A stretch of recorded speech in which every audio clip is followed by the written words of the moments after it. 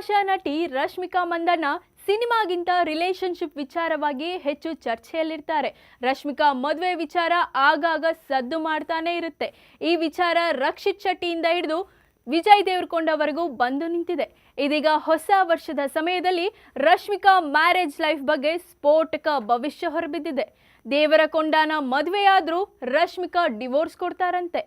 Sandalwood, Kollywood, Tollywood ಅಷ್ಟೇ ಅಲ್ಲ, ಬಾಲಿವುಡ್ನಲ್ಲಿಯೂ ಬ್ಯುಸಿಯಾಗಿರೋ ರಶ್ಮಿಕಾಗೆ ವಯಸ್ಸು 27 ಆಯಿತು. ಹೀಗಾಗಿ ರಶ್ಮಿಕಾ ಮದುವೆ ಯಾವಾಗ, ಯಾರ ಜೊತೆ ಅನ್ನೋ ಚರ್ಚೆ ನಡೀತಾನೆ ಇರುತ್ತೆ. ತೆಲುಗು ಸ್ಟಾರ್ ನಟ ವಿಜಯ್ ದೇವರಕೊಂಡ ಜೊತೆ ರಶ್ಮಿಕಾ ರಿಲೇಶನ್ಶಿಪ್ನಲ್ಲಿದ್ದಾರೆ ಅನ್ನೋ ಸುದ್ದಿ ಆಗಾಗ ಮುನ್ನೆಲೆಗೆ ಬರುತ್ತೆ.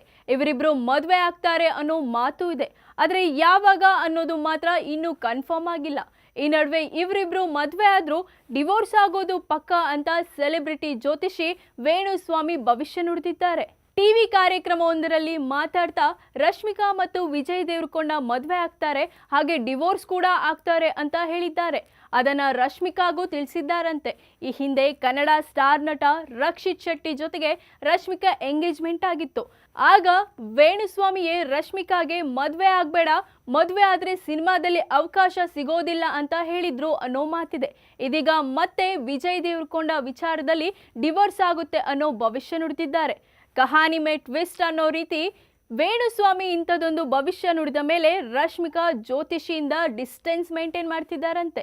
ಅಂದು ರಕ್ಷಿತ್ ಶೆಟ್ಟಿ ವಿಚಾರದಲ್ಲಿ ವೇಣುಸ್ವಾಮಿ ನಂಬಿದ ರಶ್ಮಿಕಾ ವಿಜಯ್ ದೇವರಕೊಂಡ ವಿಚಾರದಲ್ಲಿ ನಂಬಲು ರೆಡಿ ಇಲ್ಲ ಅನ್ನೋ ಮಾತು ಕೇಳಿ ಬರ್ತಿದೆ. ಒಟ್ಟಾರೆ ಇದೆಲ್ಲವನ್ನು ಗಮನಿಸಿದವರು ರಶ್ಮಿಕಾಗೆ ದೋಷವಿದೆಯಾ ಅನ್ನೋ ಪ್ರಶ್ನೆ ಕೇಳ್ತಿದ್ದಾರೆ.